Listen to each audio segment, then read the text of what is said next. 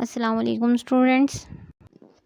आज के लेक्चर में बच्चों हम डिस्कस करेंगे चैप्टर नंबर 3 मैट्रिसेस का चैप्टर है। बहुत इम्पॉर्टेंट चैप्टर है ये। लास्ट लेक्चर में जैसे हमने मैट्रिसेस का ही जो चैप्टर था वो डिस्कस किया था। मैंने आपको बताया था यहाँ से लॉन्ग क्वेश्चन लाजमी आता है, स्पेशली आइगन वैल्यूज़ और आइगन वेक्टर्स से रिलेटेड। तो आज बच्चों हम डिस्कस करेंगे टाइप्स ऑफ मैट्रिसेस कि मैट्रिसेस जो हमारे पास होते हैं उनकी कितनी टाइप्स हैं। लास्ट लेक्चर में बच्चों मैंने आपको पढ़ाया था लीनियर वेक्टर स्पेस, जो इस चैप्टर का फर्स्ट टॉपिक था, और उससे रिलेटेड मैंने आपको एग्जांपल भी करवाई थी और उसकी एग्जांपल्स भी लॉन्ग क्वेश्चन में इम्पॉर्टेंट है। तो हम अपना आज का लेक्चर स्टार्ट करते हैं। सबसे पहले बच्चों हम डिस्कस करेंगे लीनियर वेक्टर स्पेस को। मींस हम रिवीजन करते हैं लास्ट लेक्चर की। लास्ट लेक्चर में हमने पढ़ा था लीनियर वेक्टर स्पेस। इसके बारे में मैंने आपको क्या बताया था कि लीनियर वेक्टर स्पेस एक ऐसी स्पेस है जो दो सेट से मिलकर बनती है। एक सेट हमारे पास वेक्टर्स का होता है, दूसरा सेट हमारे पास स्केलर्स का होता है। Means set of scalars and the set of vector. फिर सेट ऑफ वेक्टर को हम आगे कोई नाम दे देते हैं कि इस सेट में V1 एलिमेंट है, V2 एलिमेंट है, up to so on n तक जा रहा है। तो सेट ऑफ स्केलर को भी नाम दे देते हैं S1, S2, S3 and up to so on. ये भी इसी तरीके से n नंबर तक जा रहा है। फिर हमने कहा था कि जब लीनियर वेक्टर स्पेस जो होती है वो दो सेट से मिलकर बनती है, सेट ऑफ स्केलर और सेट ऑफ वेक्टर, तो वहाँ पर दो रूल्स भी अप्लाई होने चाहिए। कौन कौन से रूल थे? वो दो रूल हमने डिस्कस किए थे। आगे इनकी प्रॉपर्टीज़ को भी हमने स्टडी किया था। Rules for the vector additions means first one ये रूल था कि वेक्टर एडिशन का रूल वहाँ पर फॉलो करना चाहिए। स्केलर मल्टीप्लिकेशन का रूल भी वहाँ पर फॉलो करना चाहिए। तो हमने वहाँ पर एग्जाम्पल्स को भी डिस्कस किया था। वेक्टर एडिशन के रूल्स में कौन कौन सी प्रॉपर्टीज़ आएंगी उन्हें हमने डिस्कस किया था। जैसे कम्यूटेटिव प्रॉपर्टी हमने डिस्कस की थी, स्केलर मल्टीप्लिकेशन में हमने डिस्कस की थी। रूल्स में हमने commutative property, associative with respect to multiplication, addition with respect to multiplication, ये सारी चीज़ें हमने डिस्कस की थी इसकी प्रॉपर्टीज़ में। लास्ट में हमने एक एग्जांपल भी डिस्कस की थी, जो मैंने आपको बताया था कि ये इस तरह की कोई भी एग्जांपल जो है वो लॉन्ग क्वेश्चन में आ सकती है। तो आपने बच्चों ये न्यूमेरिकल की प्रैक्टिस के लिए एक बुक लेनी है, वेक्टर एनालिसिस। दो पार्ट हैं इसके। आपने पार्ट 1 लेना है 5th सेमेस्टर के लिए, वेक्टर एनालिसिस बाय स्पीजल। ये बुक आपने लेनी है।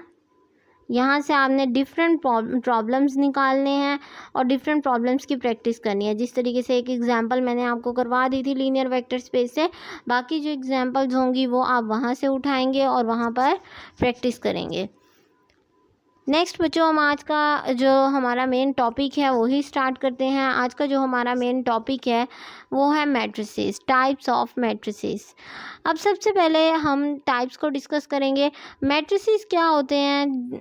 कोई भी हमारे पास नंबर, अल्फ़ाबेट, जो भी चीज़ है एक स्पेसिफिक अरेंजमेंट में हम अगर उसे लिख देते हैं तो उसे हम मैट्रिसेस कहेंगे। Two types of matrices. Matrices की हमारे पास कितनी टाइप्स होती हैं? दो टाइप्स होती हैं हमारे पास। जो पहली टाइप है, एक टाइप उसकी बेस करती है किसके ऊपर? नंबर्स के ऊपर, कि आपने नंबर्स की तरतीब क्या रखी है। जो डिजिट्स आपने पुट किए हैं वो किस तरह पुट किए हैं? रो वाइज पुट किए हैं, कॉलम वाइज पुट किए हैं, या आपने स्क्वायर फॉर्म में पुट किए हैं। मीन्स जो पहली टाइप है वो डिपेंड करती है कि उसके अंदर ऑपरेशन कौन सा हुआ है और रोज, कॉलम्स और उनको किस तरीके से तरतीब दिया गया है। मीन्स उनके अलाइनमेंट के ऊपर आप कह सकते हैं कि अलाइनमेंट के ऊपर डिपेंड करती है। जो नेक्स्ट है हमारे पास, सेकंड टाइप है हमारे पास, वो जो हमारे पास टाइप है वो डिपेंड करती है number of elements and the operation perform.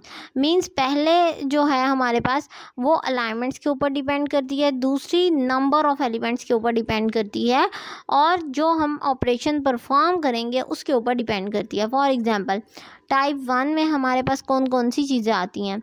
Type 1 में हमारे पास आते हैं rectangular matrix, square matrix, row matrix, column matrix, transpose of a matrix, ये तीनों अरेंजमेंट की बेस पर दी गए नाम है।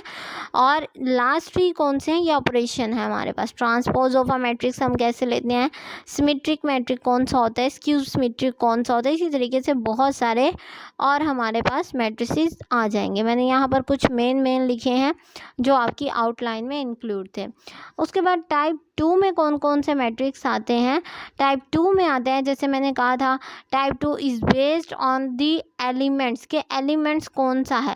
पहली जो टाइप है वो अलाइनमेंट के ऊपर और ऑपरेशन के ऊपर बेस कर रही है, दूसरी जो टाइप है वो एलिमेंट के ऊपर बेस कर रही है कि एलिमेंट कौन सा है। तो नल मैट्रिक्स आ जाएगा, इसमें डायगोनल मैट्रिक्स आ जाएगा, स्केलर मैट्रिक्स आ जाएगा, आइडेंटिटी मैट्रिक्स आ जाएगा। सबसे पहले हम बच्चों डिस्कस करेंगे, इन्हें हम बाद में डिस्कस करेंगे टाइप 2 को। अब हम स्टार्ट करते हैं टाइप 1 की जो एग्जाम्पल थी हमारे पास, उन्हें स्टार्ट करते हैं। सबसे पहले हमारे पास था रेक्टेंगुलर मैट्रिक्स। रेक्टेंगुलर मैट्रिक्स कौन सा मैट्रिक्स होता है, रेक्टेंगुलर मैट्रिक्स बच्चों हमारे पास एक ऐसा मैट्रिक्स होता है जिसमें नंबर ऑफ रोज़ जो होती हैं वो कभी भी इक्वल नहीं होती नंबर ऑफ कॉलम्स के, मीन्स या तो ज़्यादा होंगी या कम होंगी हमारे पास। तो इसकी एग्जांपल को बच्चों हम डिस्कस करते हैं कि रेक्टेंगुलर मैट्रिक्स में हमने डेफिनेशन तो देख ली कि नंबर ऑफ़ रोज़ कभी भी नंबर ऑफ़ कॉलम्स के इक्वल नहीं आएंगे। तो इसकी एग्जांपल को हम कैसे डिस्कस करेंगे, ये मैंने यहाँ पर एक मैट्रिक्स लिखा हुआ है 1 2 3 4 5 6। अब इसमें देखें नंबर ऑफ़ रोज़ कितनी है, ये फर्स्ट रो और ये second row. Number of columns check करते हैं, first column, second column, third column. It's mean number of rows आपके पास है 2, नंबर ऑफ़ कॉलम्स हैं 3। तो देखें ये कंडीशन सेटिस्फाई हो रही है कि नंबर ऑफ़ रोज़ इक्वल नहीं है नंबर ऑफ़ कॉलम्स के।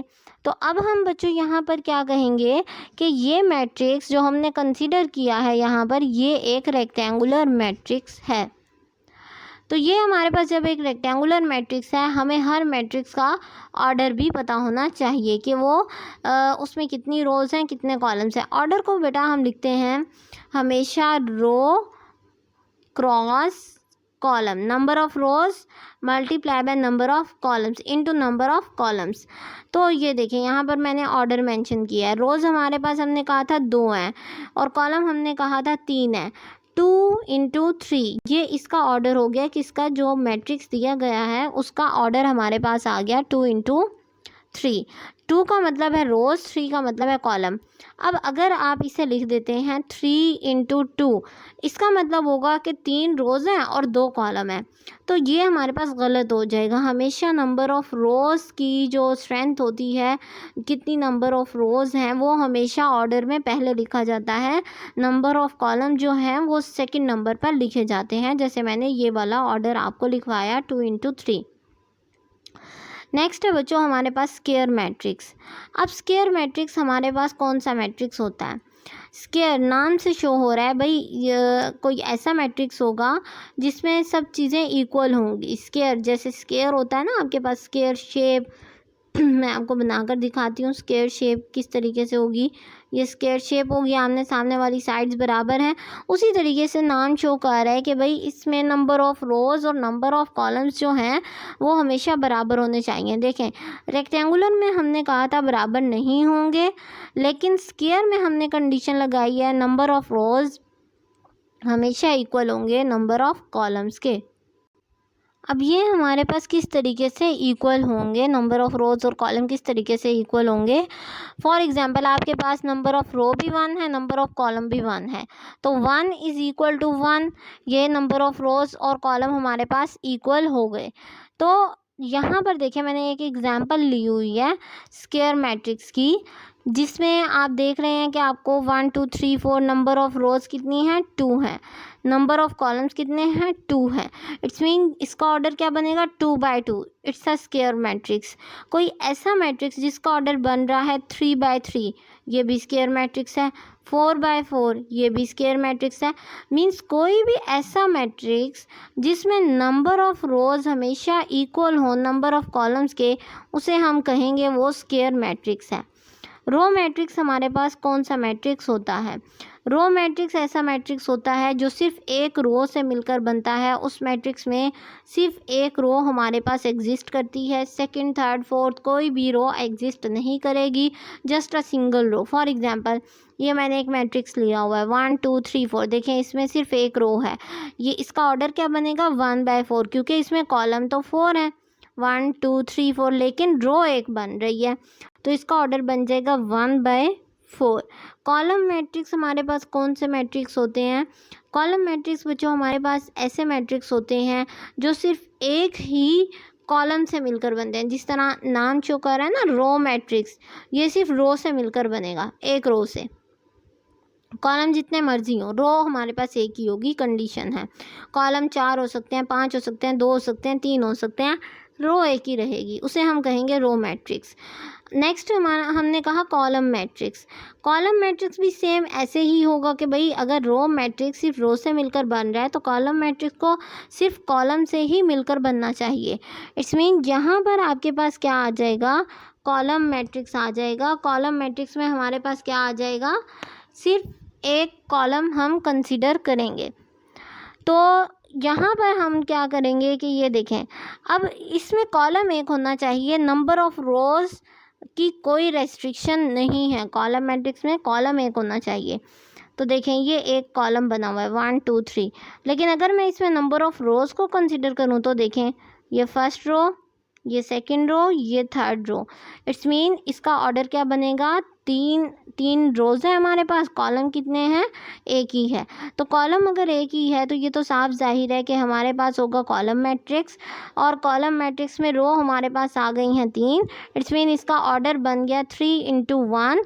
3 हमारे पास रोज़ हैं और कॉलम हमारे पास 1 है, तो ऑर्डर हमारे पास आएगा 3 × 1। तो ये हमारे पास कहलाता है कॉलम मैट्रिक्स।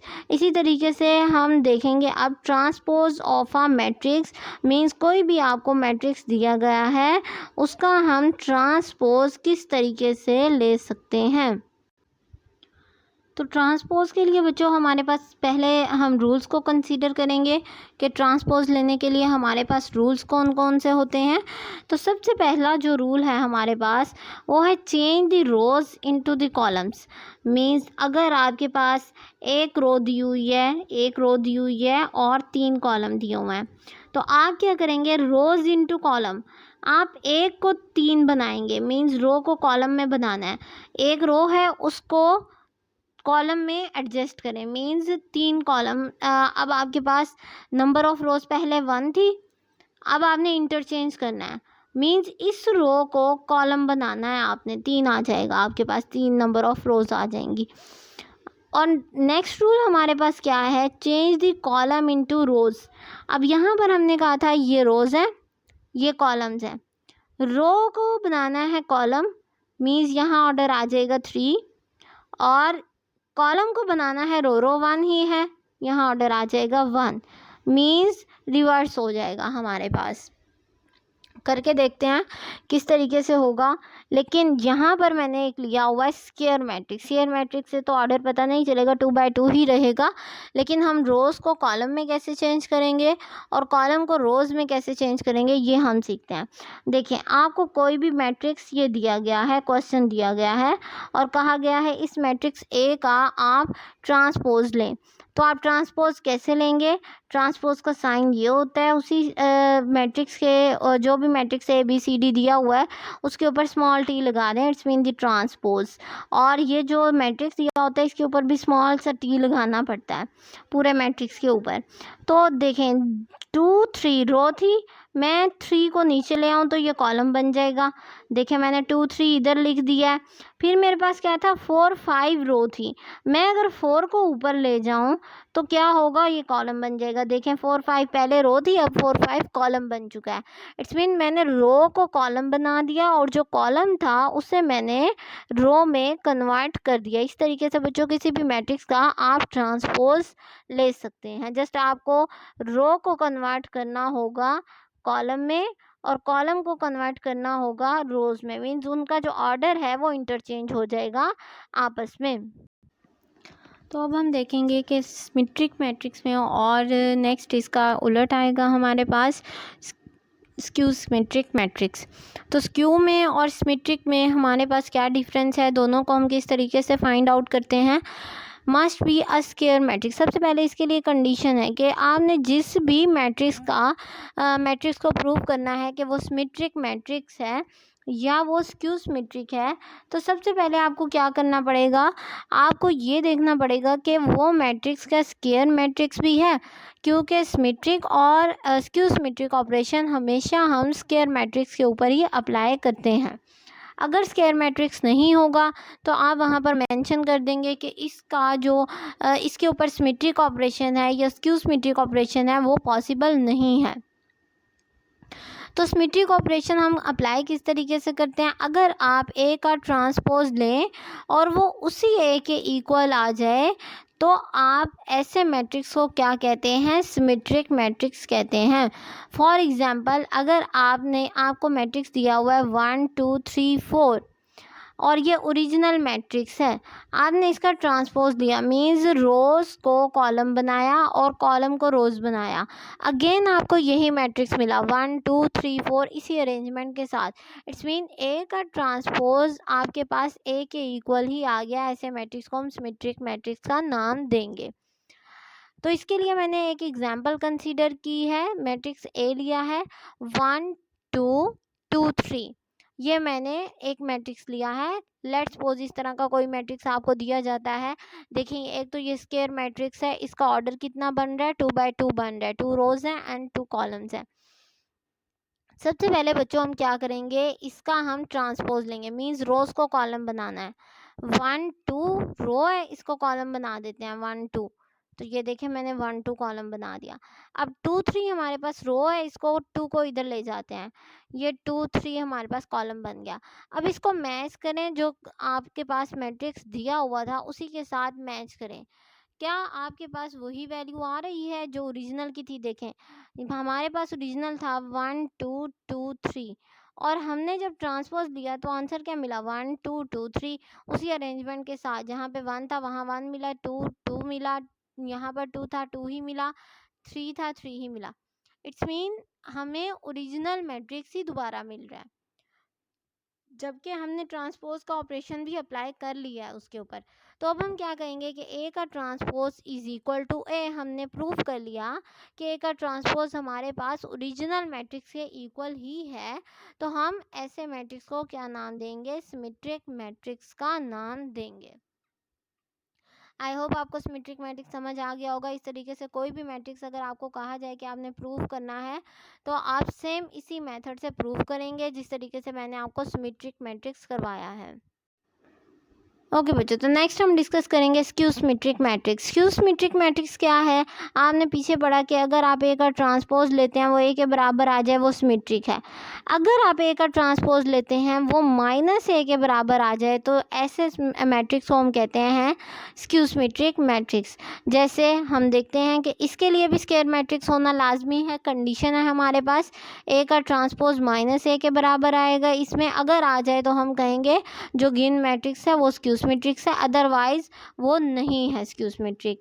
और यहाँ पर हमने एक एग्जांपल ली है ए इज इक्वल टू 0 3 माइनस 3 0। तो ए का ट्रांसपोज लेते हैं, देखिए 0 3, इसको बना देती हूँ मैं कॉलम, 0 3 इधर आ जाएगा, मीन्स ये कन्वर्ट हो जाएगा 0 3 में। माइनस 3 0 है तो माइनस 3 इधर आ जाएगा, ये 0 इधर आ जाएगी, हमने ट्रांसपोज ले लिया। देखें ये ट्रांसपोज लिया हुआ है 0 माइनस 3 3 0, ये वही है जो मैंने अभी आपको करके दिखाया। माइनस को बाहर ले लेते हैं, देखें 0 के साथ माइनस लगाएं पॉजिटिव लगाएं फ़र्क नहीं पड़ेगा, यहाँ पर आ जाएगा पॉजिटिव 3, माइनस क्योंकि बाहर लिया है ना हमने तो अंदर मल्टीप्लाई हो जाएगा, और यहाँ पे प्लस 3 था यहाँ माइनस 3 आ गया।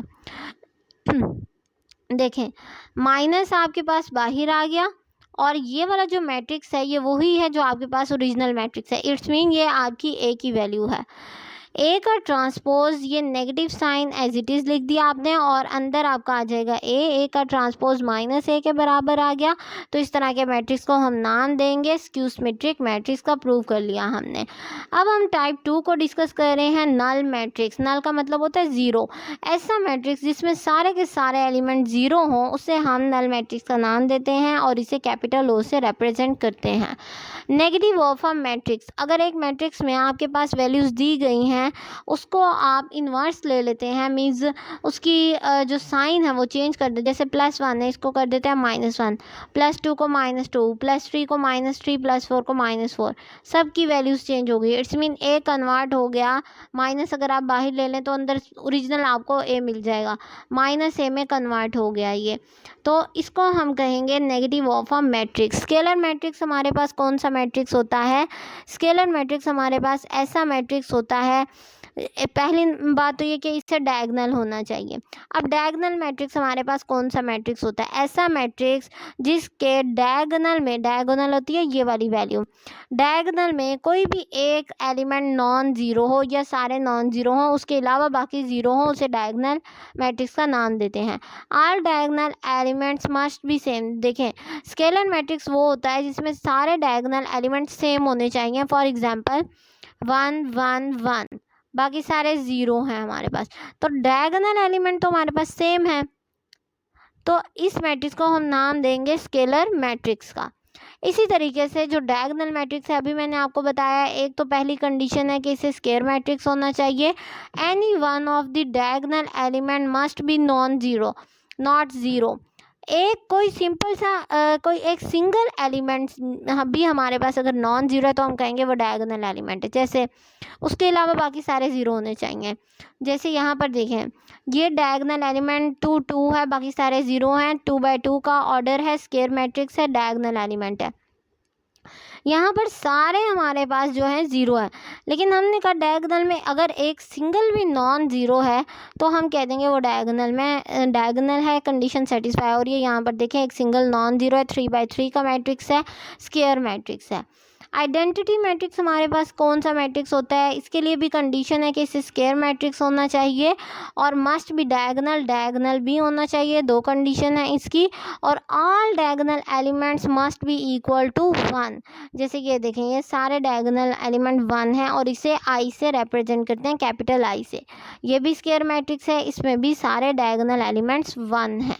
तो इस तरह के मैट्रिक्स को हम नाम देते हैं आइडेंटिटी मैट्रिक्स का। तो आज बच्चों हमने मैट्रिक्स और उसकी टाइप्स को डिस्कस किया है और कुछ ऑपरेशंस को डिस्कस किया है हमने। कोई भी कन्फ्यूजन हो आज के लेक्चर में तो काइंडली लाजमी डिस्कस कीजिएगा। Thank you so much. अल्लाह हाफिज़।